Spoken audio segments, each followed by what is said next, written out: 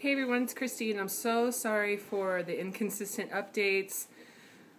A lot has gone on in the last 2 weeks, so it's like crazy. Not only have I been busy, I've been traveling, and I broke my phone, so I had to get a new one, and then that phone didn't want to record videos and make them, it was a big mess.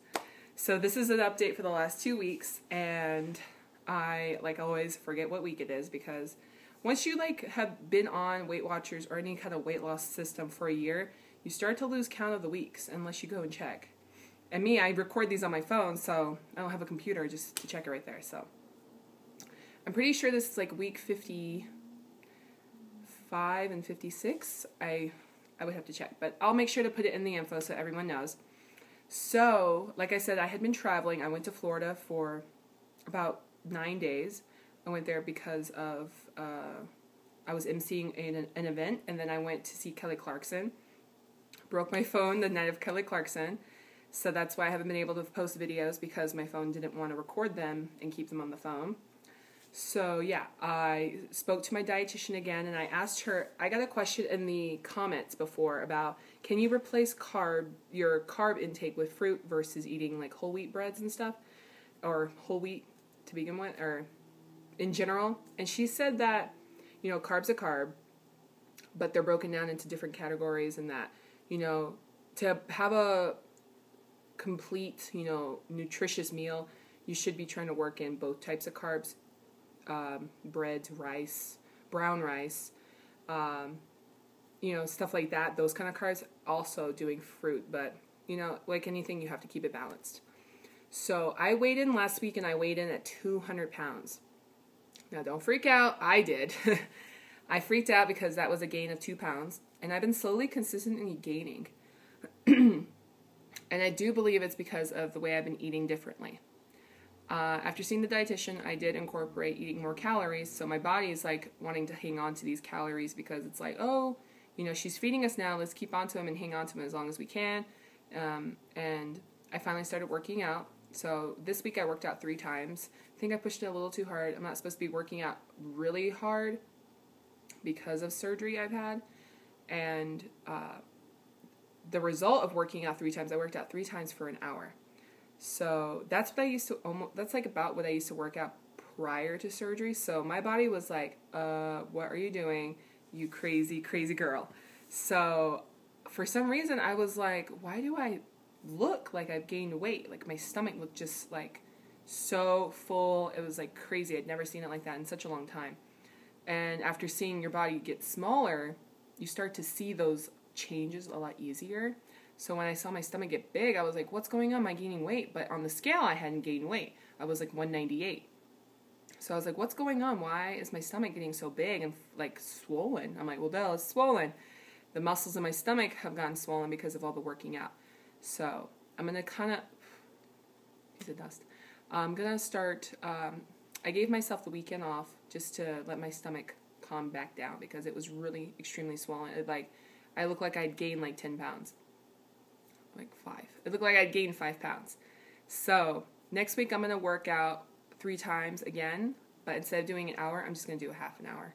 That way I'm still getting exercise consistently throughout the week, but I'm not killing myself in the gym, which I wasn't killing myself, but, going from doing an hour of like hardcore workout to an hour of semi-hard was just too much. And then prior to that, not doing anything for 8 weeks. So my body's like, girl, you are doing way too much too fast. So going to cut back next week, but do as many days, just shorter amount of time, so my body's not freaking out like at the constant activity.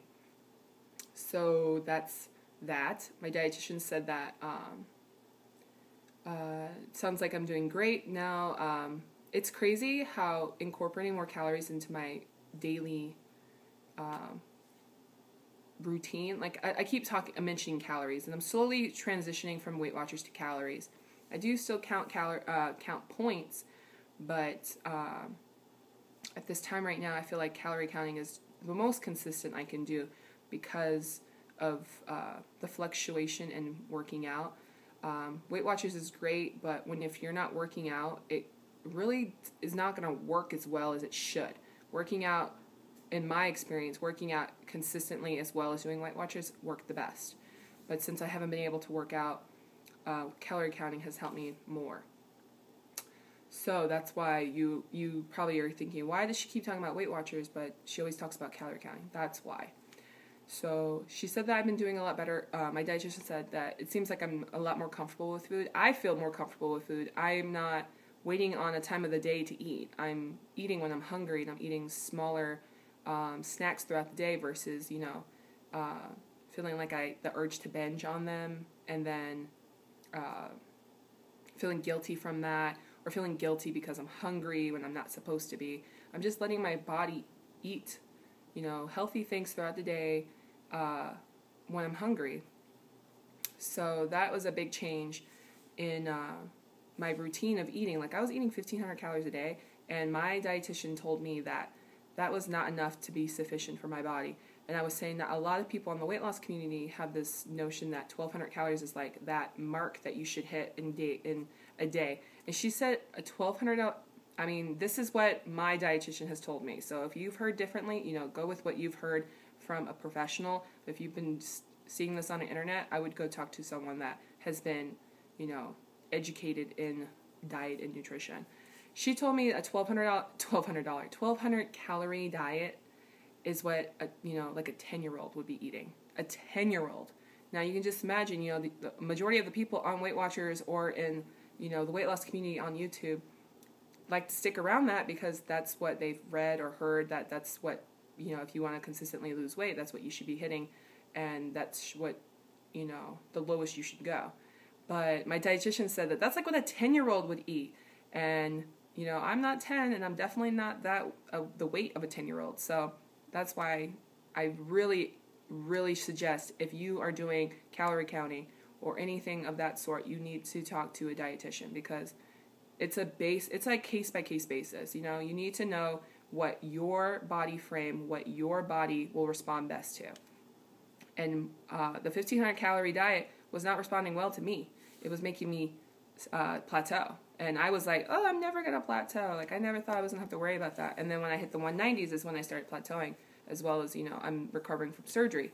So my body was not getting enough nutrition, and that's when it started snowballing. It was like a huge mess.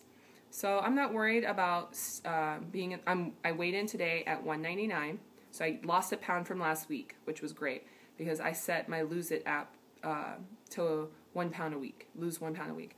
I'm not trying to rush this process. I figured my first year of weight loss was to get that big chunk of fat off, just to get that big weight off. Now this year, 2012, will be the year that, I am healing from surgery, and then I'm going to start working out more, start toning my body, starting to get a healthy body, as well as a healthy body image consistently, throughout the year, versus wanting to see instant results like that, because that's what made me believe that a 1,500 calorie diet was going to do. Now, it made my body really mad at me. So now I'm trying to get it to trust me again. So I'm eating between 1,800 and 2,000 calories a day. And it's been working. I'm not hungry. I'm not constantly obsessing over food. I'm not thinking when's the next time I'm going to eat as soon as I'm done eating. So it's working for me. So I'm glad you guys stuck around. I'm so sorry it's been so inconsistent. I have so many things going on. I not only have school to worry about, I'm taking 5 photo classes. So just imagine, I can't remember what photo is for which class unless I look at my planner.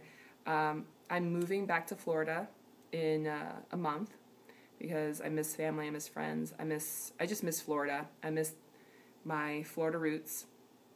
And so it's just been crazy, pulling in every direction. So that's why the videos have been inconsistent. But I'm going to stick to Sundays like I used to do. Tummy is looking, like I said, swollen. Here, I'll show you my scar really quick.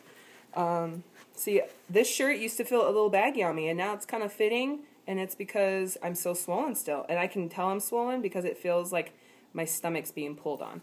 So I have to wear these shorts up pretty high because they're like my fat girl jean shorts. But as you can see, here's my scar. And it goes down pretty low once you hit here. Once it hits my pelvic bone, it starts to go lower, so I'm not going to give you guys a show, but you can see right here. You can see on the side how it's kind of like I have like a muffin top. It was a lot worse in the last few days because of the working out. There's my belly button. It's kind of swollen.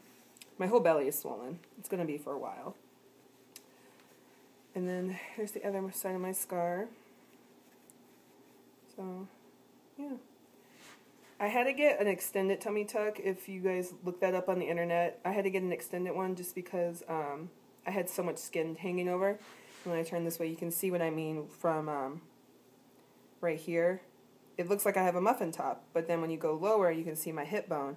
It's because I'm swollen. And me thinking, oh, I've gotten fat, I started freaking out, but I just have to keep calm, you know. And yeah, that's it. I hope you guys have a great weekend, or had a great weekend, have great losses, and I will see you next Sunday. Bye.